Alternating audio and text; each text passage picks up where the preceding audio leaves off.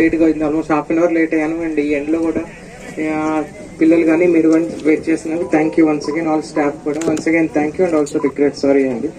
So basically మనకి స్వాతంత్రం వచ్చాక 1947లో స్వాతంత్రం వచ్చాక అప్పటి గవర్నమెంట్ ఈ పర్యావరణాన్ని కానీ ప్రొటెక్ట్ చేయడానికి మొక్కలు ప్రైమరీ పార్ట్ పోషిస్తున్నాయని 1950s లో అప్పటి హోంమంత్రి శ్రీ మున్షి గారు he has started this program అనమాట. అన్ని చోట్ల మనం వనమహోత్సవం అనే ప్రోగ్రామ్ పెట్టేసి మొక్కలు నాటాలని, దాని వివిధ పేర్లతో మనం కొన్ని సంవత్సరాల నుంచి చేసుకుంటూ వస్తున్నాం. బట్ ఈ సంవత్సరం 75 years అవుతుంది ఈ ప్రోగ్రామ్ స్టార్ట్ చేసి. అందుకని మీరు అక్కడ చూసే 75 అని ఒక సింబాలిక్ గా మనం పెట్టడం జరిగింది. సో అందుట్లో నన్ను పార్టిసిపేట్ చేసిన వన్స్ అగైన్ థ్యాంక్ యూ.